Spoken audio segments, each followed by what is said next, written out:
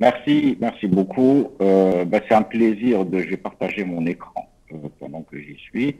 C'est un plaisir de savoir que tout le monde s'est retrouvé et que dorénavant, on va pouvoir enfin se voir en vrai. Est-ce que vous avez mes diapositives?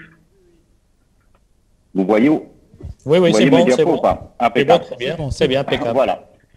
Donc, dans le continuum de ce qu'a présenté Rally Bennouna, et on voit sur ces éternelles discussions de l'angioplastie ou la revascularisation par chirurgie de l'endor stable, on est toujours dans le questionnement. Et autant les défenseurs de la stratégie conservatrice ont des arguments, autant ceux qui défendent la revascularisation aussi ont des arguments.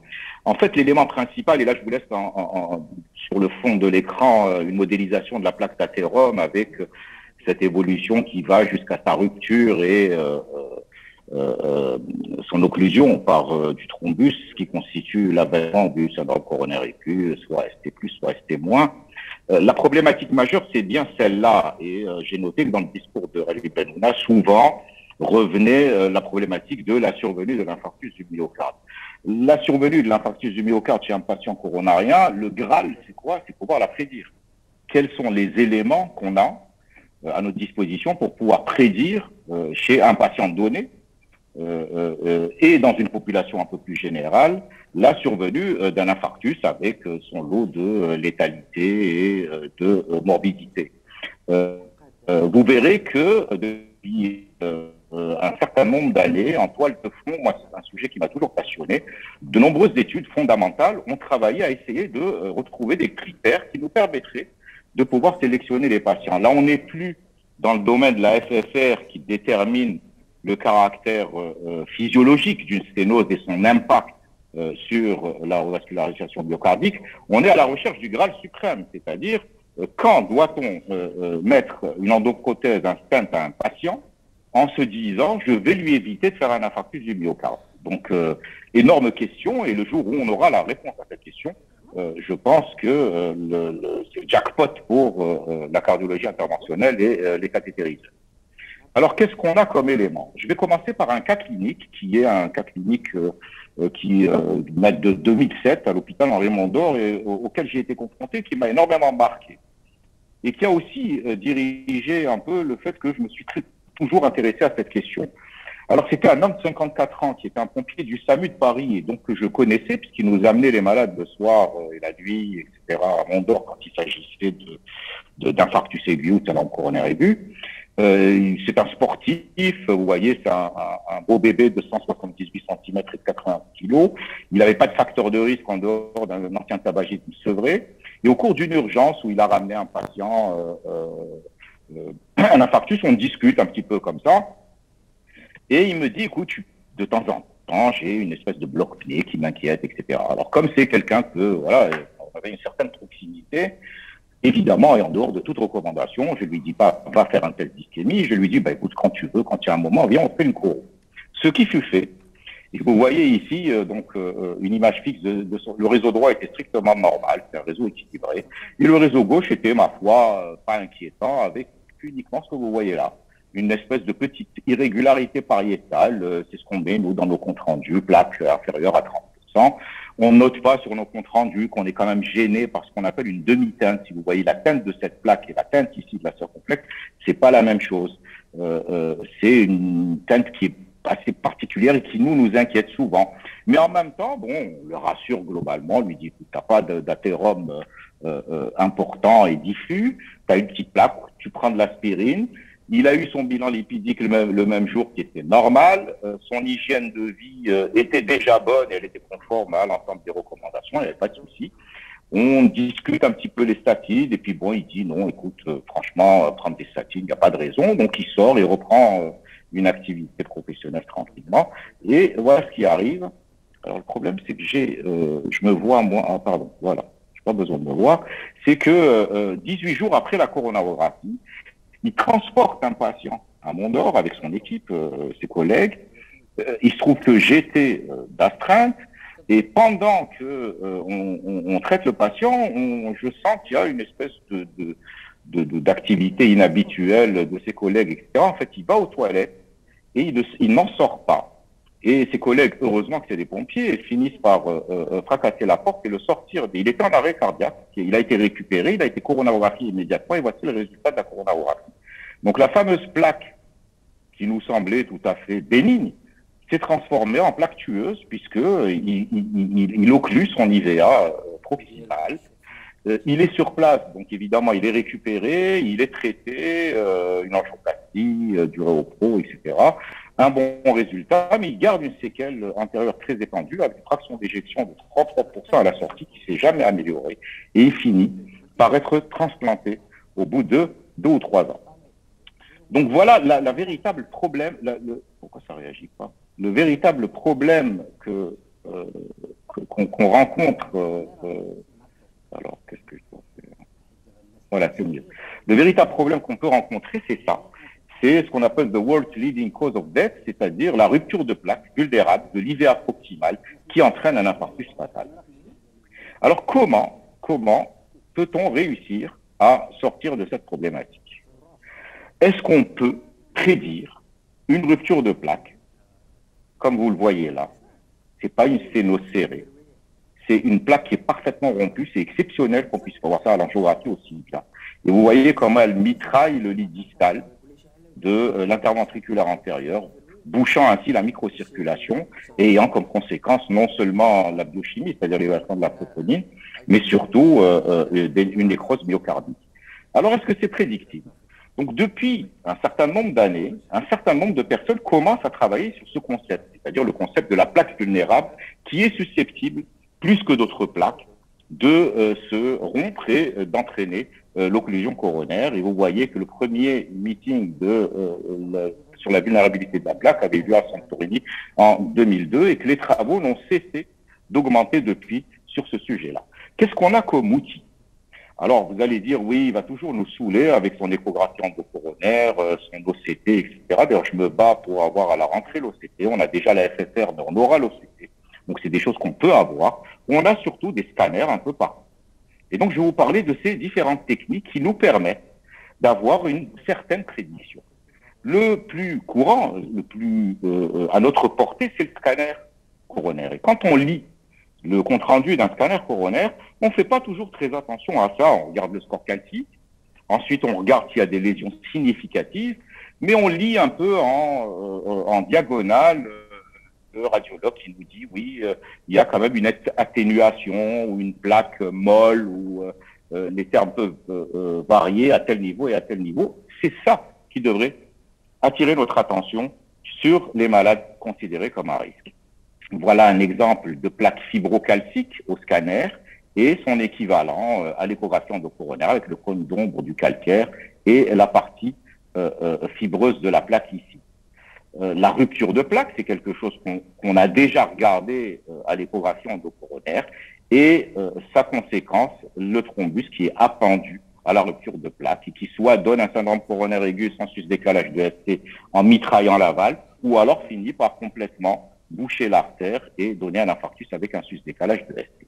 Voilà des éléments qui, à mon sens, doivent maintenant se généraliser au niveau de nos cabinets de cardiologie, dans nos consultations, et notre coopération avec les radiologues ou les cardiologues qui font, et moi je suis quelqu'un qui franchement aspire à ce que les cardiologues fassent de plus en plus de coroscanners et de scanners en général, parce que la vision cardiologique est aussi nécessaire aux radiologues, l'idéal étant d'avoir un couple radiologue-cardiologue qui interprète les scanners ensemble, ce qui se fait de plus en plus dans beaucoup de pays européens.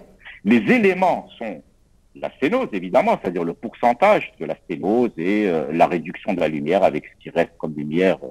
Les sténoses non obstructives, auxquelles on doit prêter une réelle attention, ce qu'on appelle le plaque burden, c'est-à-dire le volume, l'épaisseur, la surface de la plaque, sa composition, est-ce qu'elle est calcifiée ou pas, est-ce qu'elle est riche en lipides, avec des nécroticorps, c'est-à-dire des zones de nécrose au sein de la plaque, et c'est ce qu'on appelle l'atténuation de la plaque, c'est ce que nous décrivent parfois les radiologues dans les comptes rendus de scanner. Le remodelage positif ou négatif, c'est surtout le remodelage positif qui est assez péjoratif. Ce qu'on appelle le napkin ring scene, c'est-à-dire le rond de serviette avec des calcifications très focales.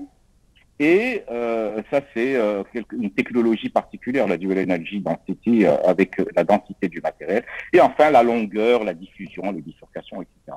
Donc, vous voyez que ce type d'éléments, on ne les regarde pas réellement dans un euroscanner. On ne regarde pas trop cet élément qui est très important. On ne regarde pas trop le remodeling. On ne regarde pas les spots calcaires et non pas le score calcaire en général. Donc, une lecture un peu plus pointue du scanner pourrait nous permettre d'avoir plus d'éléments, on y reviendra, qui nous permettent d'avoir probablement une meilleure prédictibilité de ce qui va se passer.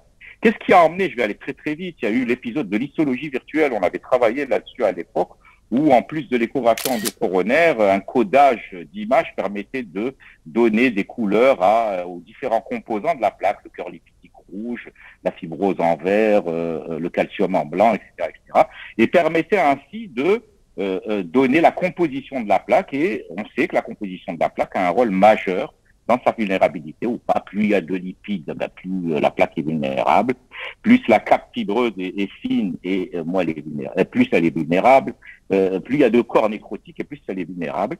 Et voilà la définition de ce qu'appellent les Américains la skin cap athéroma, c'est-à-dire la plaque d'athérome avec une chape fibreuse qui est très fine. Il faut qu'elle soit focale, que son cœur lipidique dépasse 10%, qu'elle soit en contact direct avec la lumière et que sa surface d'obstruction dépasse 40%. Et quand elle contient des débris nécrotiques et des macrophages, ça veut dire qu'elle est en activité.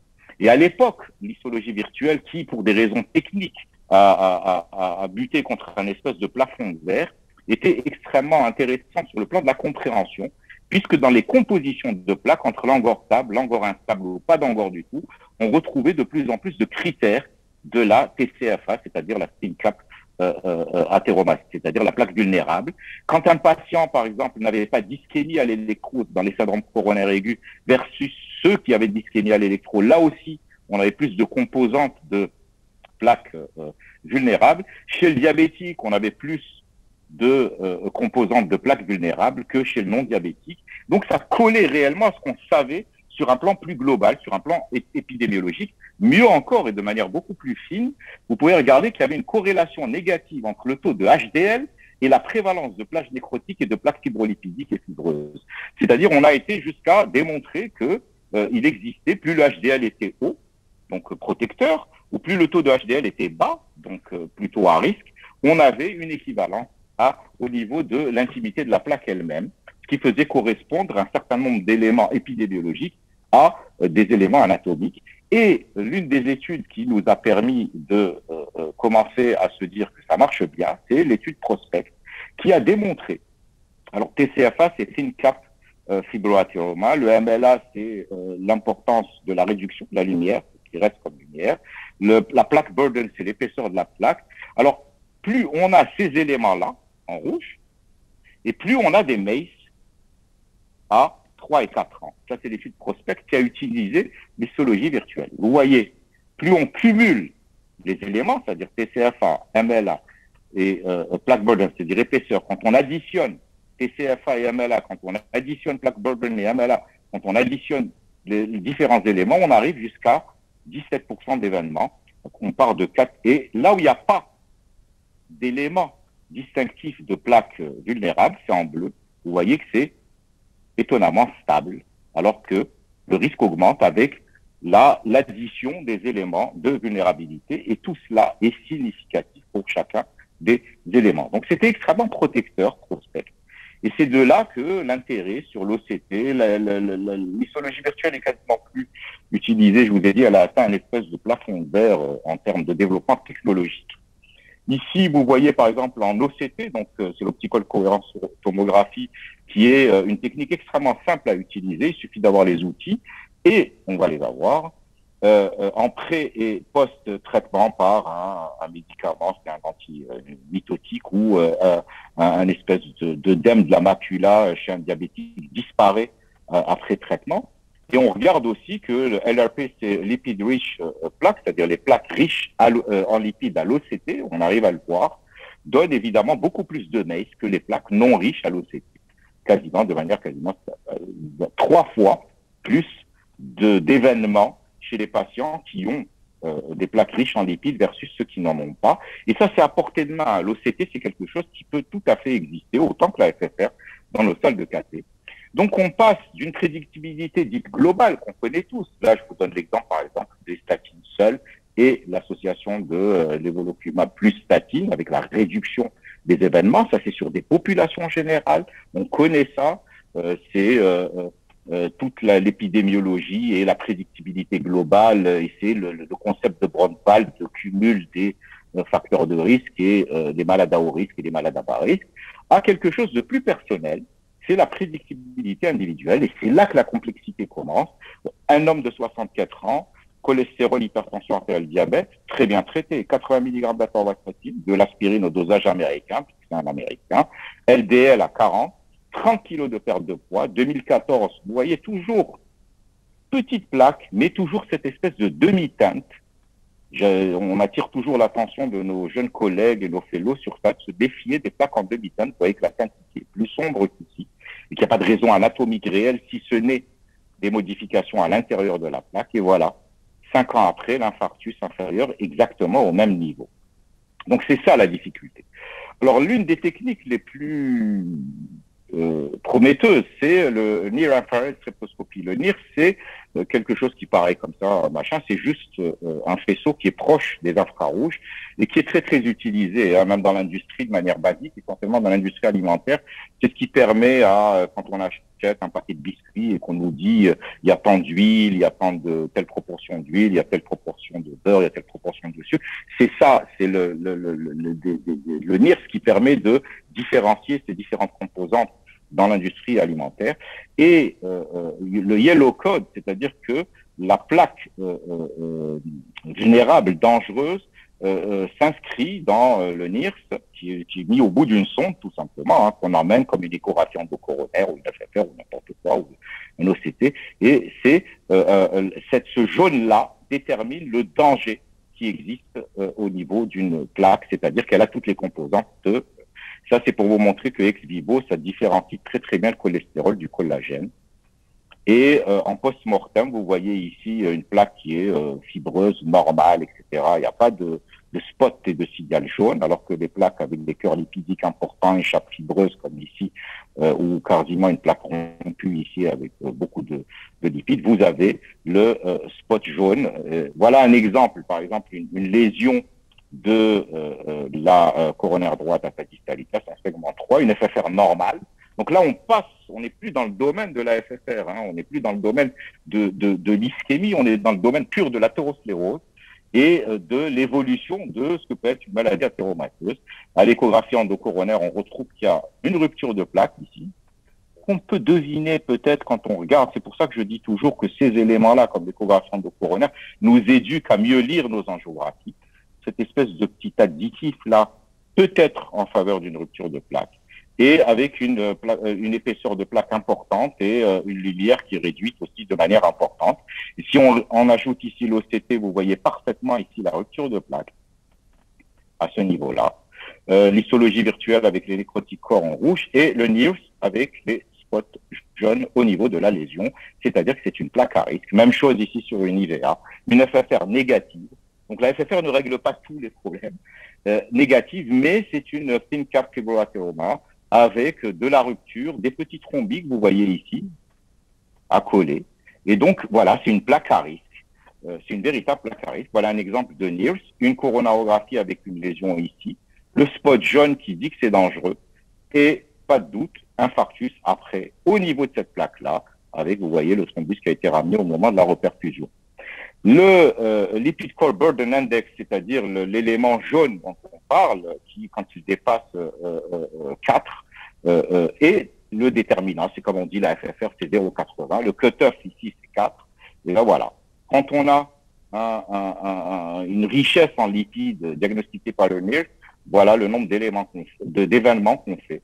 Et quand on n'a pas ça, voilà le nombre d'événements qu'on fait. Donc, on est toujours dans une pertinence diagnostique. Et ça, c'est des choses qui ont été faites chez des patients qui ont fait des syndromes coronaires aigus, et on prend des lésions qui n'ont pas parlé, donc les non-culprit arteries, et on fait le NIRS, et on les suit ensuite. Et au bout, vous voyez, d'1 an, les deux populations se dégagent. Donc, on se rapproche effectivement de, voilà, là, donc la définition, c'est l'OCT, c'est le MLA, la lumière, et c'est la richesse en lipides, que ce soit l'OCT ou au infrared spectroscopique. Un certain nombre d'études, on a parlé de prospect tout à l'heure, qui donc démontrent qu'on arrive à déterminer quelles sont les plaques les plus dangereuses, mais la grande question, c'est quoi? C'est une plaque qui a une FFR négative, qui ne réduit pas la lumière de l'artère et donc il n'est pas censé donner de symptômes et qu'on découvre au décours d'un syndrome coronaire aigu ou d'une coronarographie diagnostique. Qu'est-ce qu'on va faire? On va la traiter ou pas? Tout le problème est là, toute la question est là. Et voilà un exemple d'un malade qui a une lésion sur la distalité de sa coronaire droite. Il est jeune, vous voyez. Bon, il est dilaté, le résultat est super, on est tous contents. Il a des irrégularités pariétales sur l'IVA, comme vous voyez ici, rien de particulier. Voilà. Il y a une petite plaque ici, voilà, mais il n'y a rien de particulier. La FFR ne donne rien, mais quand on regarde au NIRS, spot jaune, spot jaune, spot jaune, à ce niveau-là, avec des éléments de plaques vulnérables, et voilà, 1 an et quelques après, exactement au niveau de là où a été retrouvé le spot jaune du NIRS, il fait son infarctus. Donc, il y a une étude qui est en train de la Lipid Rich Plaque LRP de Ron Baxman qui est en train de justement regarder les MACE à 2 ans chez ces patients-là. Alors, l'étude Prevent qui a utilisé les éléments dont je vous parlais, c'est-à-dire de thin capsular atheroma par l'OCT ou l'IVUS, le MLA par l'IVUS, l'épaisseur de la plaque par l'IVUS et le NIRS pour le LRP, c'est-à-dire la richesse en lipides, un bras OMT, traitement médical seul, et un bras BVS, c'est-à-dire c'est le bioabsorbable stent. Le problème, c'est celui-là. Voilà comment ça se présente. On a une image FFR négative, donc on ne dilate pas, des éléments de plaque vulnérables, on met un stent, on vérifie par l'OCT que le stent est bien posé. Voilà, parfait, il n'y a pas de souci. Le problème de cette étude, avec des éléments, donc quand on traite ces artères, est-ce qu'on réduit la mortalité cardiovasculaire, les infarctus, les nécessités de réhospitalisation, les survenus de syndrome coronaire aigu, et puis avec les endpoints secondaires habituels, c'est-à-dire les MES, les revascularisations non urgentes, et des strokes. Malheureusement, bon, l'enrôlement fonctionnait pas mal, mais ça s'est fait avec le stent de BVS qui n'est plus sur le marché. Et donc, le problème de cette étude, c'est ça, c'est que les stents bioabsorbables ont été retirés du marché. Alors, on revient à quelque chose de plus proche de nous et qu'on peut imaginer mettre en pratique clinique, c'est le scanner. Voilà un exemple. Voilà les 4 éléments de scanner dont je vous parlais tout à l'heure. Le remodelage positif, l'atténuation de la plaque, les calcifications, les spoticalcifications et le signe du rond serviette, le napkin ring sign. Voilà. On retrouve ces 4 éléments chez ce homme de 52 ans qui est dyslipidémique, qui donc une place à risque au scanner qu'on dit 4-4, c'est-à-dire elle a les 4 éléments de gravité. 2 jours après, il fait l'infarctus sur cette zone-là. Même chose, 62 ans, cholestérol, il fume, plaque à risque 2 sur 4, c'est-à-dire il a un remodelage positif et il a des nécrotiques corps, c'est les points rouges, d'accord, à ce niveau-là. Ici, il n'y a pas de souci, ici, il n'y a pas de souci, c'est exactement à ce niveau-là qui fait son SC1 non ST plus 44 jours après. Vous voyez l'image ici, de plaque rompue, là aussi, c'est vraiment une image de plaque rompue avec l'espèce de ticine additif ici. Même chose, spotty calcification et remodelage positif. Voilà, infarctus sur cette zone-là. Donc le scanner peut nous donner des éléments dans un nouveau concept qui n'est pas uniquement nous donner un score calcaire et nous donner la mesure de la réduction de la lumière comme une coronarographie, mais l'atténuation de la plaque, les calcifications en spot, etc. Voilà, ici, spot et atténuation de plaque. Voilà. On passe sur des plaques qui sont différentes parce qu'elles agissent différemment. Et c'est ces plaques-là qui au scanner doivent être déterminés. On en arrive avec des scores, là il y a une étude avec le Confirm Score, pour déterminer d'abord les facteurs de risque du malade globalement, la sévérité de sa sténose, comme on l'évalue, c'est-à-dire supérieure à 50% comme d'habitude, et les éléments dont je vous ai parlé tout à l'heure, qui multiplient par 9 le risque de survenue de éléments. Une étude qui s'appelle Iconic et qui a un grand nombre de patients, plusieurs sites, 8 pays, un suivi à 3 ans et demi. Alors, des patients qui ont fait des syndromes coronaires aigus, des patients qui n'ont pas fait de syndrome coronaire aigu après scanner. On tient compte de l'âge, du site, etc., etc. Et la question, c'est quoi? Est-ce que l'étendue de l'atteinte coronaire et sa sévérité est la même en fonction des caractéristiques de plaque dont je vous parlais? Et effectivement, c'est positif, parce que quand vous regardez ceux qui ont fait un syndrome coronaire aigu, ben voilà, HRP, l'atténuation de plaque, le remodelage positif et des calcifications en spot apparaissent, alors que le fait que ce soit serré ou pas, calcifié ou pas, fibreux ou pas, ça n'apparaît pas comme étant discriminant.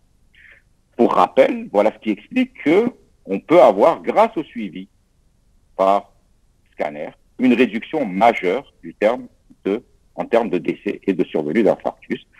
Ne pas oublier qu'un scanner normal, c'est quasiment 10 ans de tranquillité pour nos patients.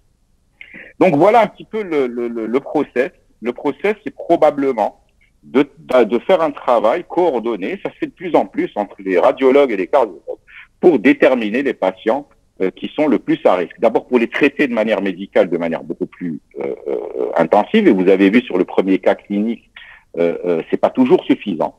Et en attente des résultats des études qui commencent à venir, où on va traiter ces plaques-là, on va dire les étayer, et voir si on réduit la mortalité et la survenue d'infarctus. Alors le deuxième élément que je voulais aborder sur un cas clinique aussi, c'est l'angioplastie à la phase aiguë. Et on a cette satisfaction du chirurgien qui a l'habitude de nous dire le patient est guéri, il est sorti du bloc, tout va bien, etc. Est-ce qu'on peut être, si c'est, alors la question, la réponse à la première question, je veux dire, elle est compliquée. Dire à un patient après une coronarographie, c'est rien, vous avez que des plaques comme ça, il faut vous traiter et il n'y a pas de souci. On est malhonnête si on dit ça. Deuxièmement, est-ce qu'on est malhonnête quand on dit à un patient, après l'avoir traité et reperfusé en phase aiguë d'infarctus, vous dire, écoutez, vous avez été pris tôt, le résultat est parfait, tout se passera bien.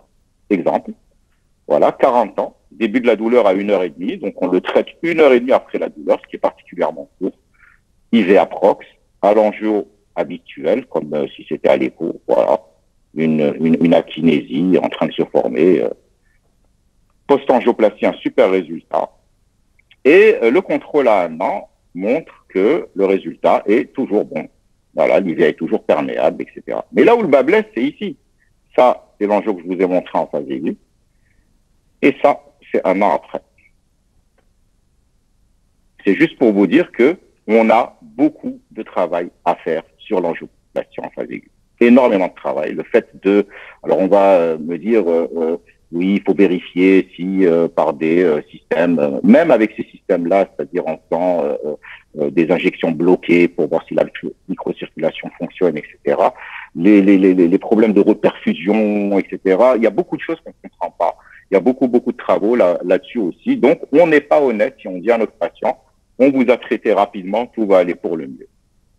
Troisième cas clinique, c'est ce qu'on appelle les MINOCA, c'est-à-dire Myocardial Infarction Non-Obstructive Coronary Artery. C'est un nouveau concept que vous avez tous vu dans les recommandations de la société européenne et des sociétés américaines ces dernières années, c'est-à-dire ça touche en général les femmes. C'est pas d'anomalie coronaire sur des éléments, pas de sténose serrée, athéromateuse, chez des patients qui expérimentent un ST+, ou un ST- avec élévation de la troponine, c'est surtout des ST+. Ça, c'est une femme de 58 ans, pas de facteur de risque, douleur spontanée depuis 2 heures, en latéral. Ah, j'ai un souci avec mon micro.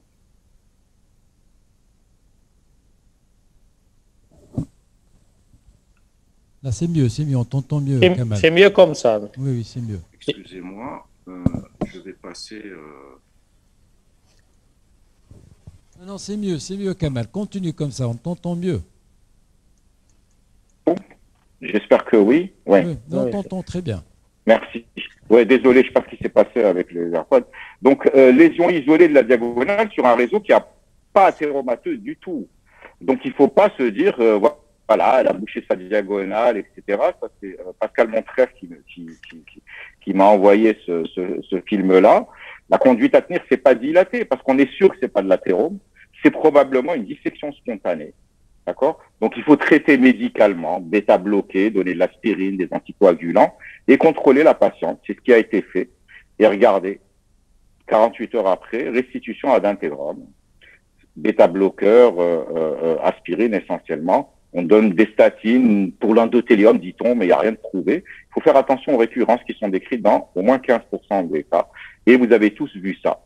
C'est le nouveau chapitre dans les infarctus avec les minocards. Donc, les dissections spontanées, elles sont pas rares. Elles sont sous-estimées. Il y a environ 1500 cas publiés. Touche préférentiellement la femme de moins de 50 ans. Et classiquement, c'est au décours de la grossesse ou du postpartum. Il y en a deux types anatomiques. Il y a l'hématome sous plaque ou la dissection réelle. Et l'hématome sous plaque est beaucoup plus dangereux que la dissection réelle. Parce que la dissection réelle continue à fonctionner alors que l'hématome sous plaque va comprimer l'artère. Et vous verrez que c'est compliqué. L'étiologie la plus fréquente, c'est la dysplasie fibromusculaire. Et vous voyez ici les éléments déclencheurs. Ça rappelle un peu le takotsubo, c'est-à-dire l'exercice ou l'émotion, le travail et la délivrance pendant l'accouchement, un intense valsalva, etc. Les drogues comme la cocaïne, les amphétamines, les méthamphétamines, etc. La dysplasie fibromusculaire, c'est 4% de la population quand même, et plus de 90% de femmes. On la retrouve beaucoup sur les artères rénales, les carotides, les iliaques. Et voilà des exemples. Une hypertendue, AIT. AIT, une couronne. J'ai un vrai problème avec les AirPods. Je ne sais pas ce qui se passe. Je vais essayer de passer au micro normal. Kamal, Kamal, reste comme ça, c'est parfait. Voilà, je reste sans les AirPods parce que c'est bien. mieux, c'est mieux. Ça se déconnecte. C'est mieux comme ça, c'est Donc voilà, elle a 60 ans, elle fait un SCA avec une troponine positive, une fraction d'éjection qui est conservée. Et j'aurais tendance, ça c'est toujours Clermont-Ferrand, donc Pascal Montref, qui a la plus grosse série de Minoca publiée.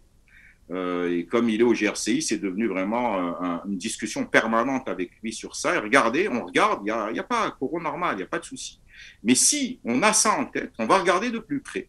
Et regardez dans la toute distalité sur une branche de division de la rétroventriculaire gauche. C'est-à-dire qu'il faut vraiment s'astreindre à regarder nos coronarographies de manière extrêmement précise. On va voir ici, vous voyez, juste ici et là, voilà. C'est ici que ça s'est passé. C'est une dissection qui a commencé. Donc, les conséquences ne sont pas majeures, mais le risque de récidive existe. Autre femme, 45 ans, sevrée du tabac, en 2012, elle fait un CA coronaire saine. Elle refait un CA et voilà ce qu'on voit. Vous voyez cette image-là. Par contre, ces images-là, elles doivent attirer l'attention. Ce n'est pas normal d'avoir ce type, l'athérosclérose ne donne pas ce type de lésion. Et quand on lui fait un scanner général, on trouve une dysplasie des artères iliaques et une dysplasie des artères rénales. Donc, on est sur une maladie générale. Ce qu'il faut faire dans ces cas-là, c'est antiaggrégation plaquettaire, plutôt mono, des bêta-bloquants, des statines pour des raisons d'endothélium, dit-on, des anticoagulants préventifs et le contrôle coronarographique doit être préconisé. Quand on a de l'imagerie et qu'on peut la faire, c'est très bien. Il faut éviter évidemment la chirurgie. L'angioplastie, quelle place? Vous verrez que c'est une place. Voilà quand on doit faire l'angioplastie. Ça, c'est un cas donc d'une douleur persistante, une instabilité hémodynamique, un flux thymique 0 ou 1, c'est là où on doit intervenir. Les risques, c'est stenter en fausse lumière parce qu'on est dans une dissection. Ou alors l'extension de l'hématome en cas d'hématome. L'imagerie l'OCT peut beaucoup nous aider. Voilà un exemple de stenting en fausse lumière. Donc là, on pense que c'est un infarctus. Donc on va passer notre guide, il va passer facilement. On va mettre un stent, mais voilà ce qui va se passer. On va ouvrir le faux chenal et on ne va jamais reperfuser l'artère. Là, c'est fini, le stenting en fausse lumière. En général, on ne retrouve jamais la vraie lumière derrière. Donc, gardez ça en tête. Autre image, regardez ici. Ça finit en queue de radis. D'accord? Ici, elle est normale. Donc, on se dit, on va stenter. Oui, On va ouvrir ici. Le problème, c'est qu'on va repousser l'hématome vers le haut, ce qui était sain, l'hématome sous plaque, et vers le bas. Alors imaginez si c'est à l'IVA proximal, là on a repoussé l'hématome dans le tronc et le patient décède. Et donc la fenestration, c'est ce qui paraît le plus logique. C'est comme vous voyez ici, vous savez, vous connaissez tout ça, c'est atrocement douloureux. Et ce qu'on fait, c'est qu'on chauffe une aiguille et on pique pour libérer la pression de l'abcès. C'est la même chose. On a des outils pour ça, hein, soit le cutting balloon, soit le scoring balloon. C'est en cas d'hématome coronaire spontané compressif, ce n'est pas la dissection qui, elle, permet de circuler, avec une réduction du flux ou une douleur thoracique persistante ou une instabilité hémodynamique. Et bien voilà, on utilise soit un scoring balloon ou un cutting balloon, c'est des choses qui peuvent être disponibles. Un exemple, elle a 46 ans, elle fume, 7 tentatives, donc le concept hormonal existe, hein, ça a un rôle réel, puisque dans le péripartum, chez les gens qui font des FIV, etc., et voilà, l'électro est indiscutable, hein, on est sur l'infarctus entéroseptal, avec en corollaire, voilà l'image. Et vous voyez, ce n'est pas des images d'athérosclérose, ça doit réellement nous attirer notre attention, il ne faut jamais stenter ça d'emblée. Donc, traitement médical, c'est un hématome spontané de l'IVA. Il n'y a pas de retard circulatoire, tout va bien, on la laisse tranquille. Le problème, c'est que 3 jours après, elle refait de la douleur. Et vous voyez que l'hématome sous plaque continue de comprimer, comprime un peu plus la lumière. Et du coup, là, on est réellement dans une situation où elle va faire l'infarctus parce qu'il y a du retard de flux. Donc là, il faut faire la fenestration. Qu'est-ce qu'on fait? On passe le guide. On va utiliser un ballon coupant. Le cutting balloon, c'est des ballons avec des petites lames autour. On dissèque l'artère. En disséquant l'intima, on permet à l'hématome de circuler. Et donc voilà, on restaure un flux tout en disséquant l'artère. Vous voyez ici, c'est horrible, mais c'est voulu. Et cette dissection contrôlée, elle sera contrôlée ensuite par des stents. Voilà, une fois qu'on met les stents. D'accord, 59 ans, elle aussi, voilà, la même chose, hein, regardez. Ça aussi, c'est Pascal Montrel. Vous voyez ici, et cette image en queue de radis, elle est inhabituelle. Il ne faut jamais se dire qu'on va aller faire ça facilement, etc. Et vous allez voir que des fois, ça se complique. Donc là aussi, scoring balloon, c'est-à-dire aussi un ballon coupant. On dissèque, on met des stents actifs, on a un bon résultat. Le problème, c'est que l'évolution... Voilà, l'évolution, là, ça va. C'est celle-là qui a une évolution qui n'est pas bonne du tout. Regardez cette image. C'est très curieux. J'ai demandé d'ailleurs à Pascal Montreuil de vérifier l'eau à Clermont-Ferrand. Ce n'est pas normal qu'il ait autant de SCAD, quoi, de Binoca. Regardez ça. Ça veut tout simplement dire que nous, on ne fait pas très attention. Voilà, c'est une image inhabituelle. Il va fenestrer l'IVA, la diagonale. Le problème, c'est que l'évolution, ensuite, ça va jusqu'au tronc commun. Et il est obligé de stenter le tronc commun, la circonflexe, etc., avec un bon résultat. Mais le plus souvent, retenez ça, c'est que cette image-là, que vous voyez chez une autre dame de 42 ans, d'accord, avec cet hématome, le plus souvent, fort heureusement, traitement médical, et voilà ce qui se passe après, une restitution ad intégrum de manière simple. Donc, ayez toujours en tête ce type de pathologie chez les femmes jeunes, ou quand on a une coronarographie avec des coronaires totalement lisses, surtout chez les gens qui ne fument pas, qui n'ont pas de raison de faire de thrombose et qu'on trouve des artères bouchées comme ça. Je termine sur ça, c'est très très court, c'est le sportif coronarien.